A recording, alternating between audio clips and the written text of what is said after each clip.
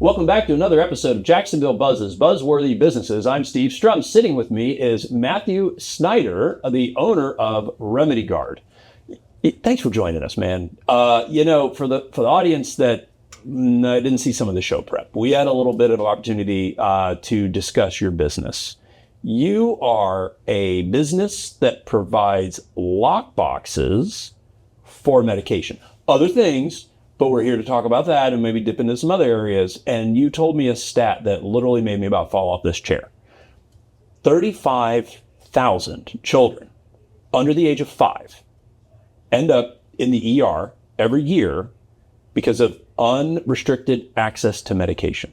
That's correct. That is, I've got 4 kids now. They're not 5, but tell us a little bit about what you're doing, because I think that if that didn't get the attention of our audience, then we need a new audience. So tell us a little bit about your company, what you do. I mean, this is fascinating. Well, you're right. It's a horrible stat. 35,000 children under the age of 5 go to the ER every year because medication is left out, and it is tip of the iceberg. So injury and violence prevention, injuries, accidental ingestion of a poison, which our medications can be in the right quantities. Enough Tylenol. We'll get you. Right. And that'll send a kid to the ER.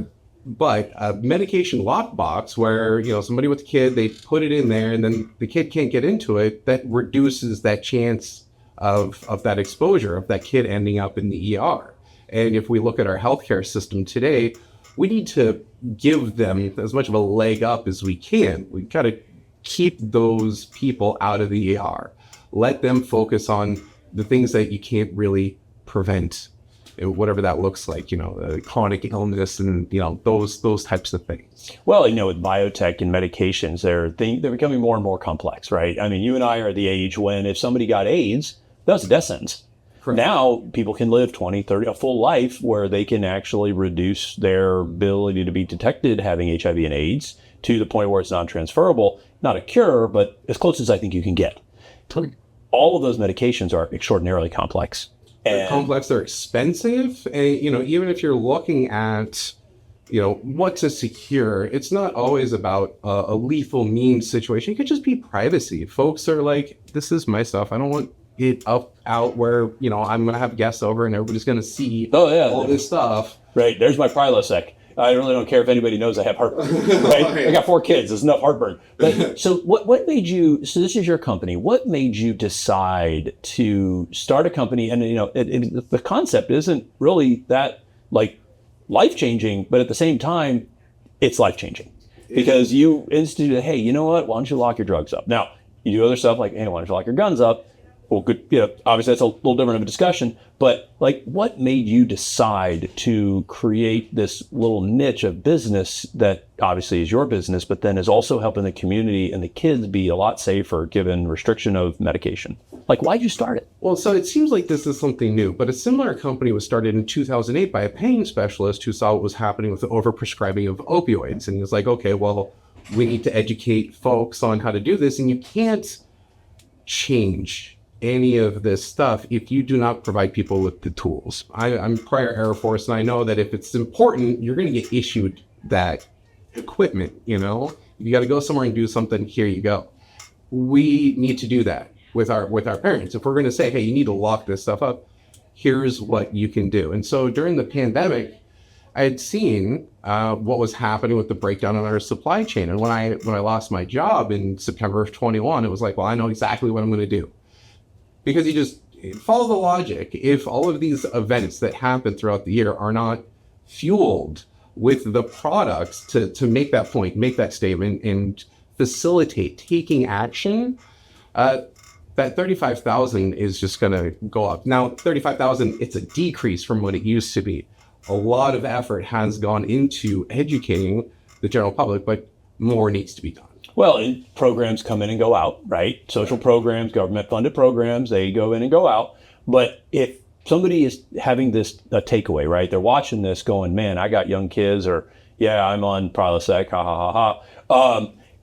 What's that one takeaway that you have for our audience that's watching today about how they can use your services or what they can do to protect their families?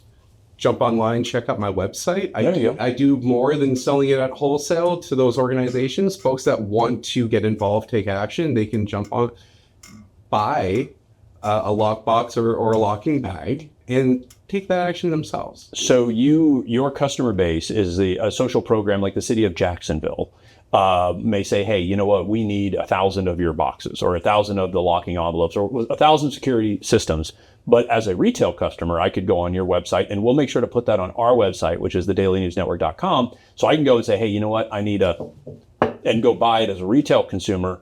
And also your customer is social programs at a city and a government level. So you have two different types of customers. Correct. And it's been a back and forth for me personally. Like I didn't grow up with a lot. And so being able to facilitate these events where people get it for free, it feels really, really good.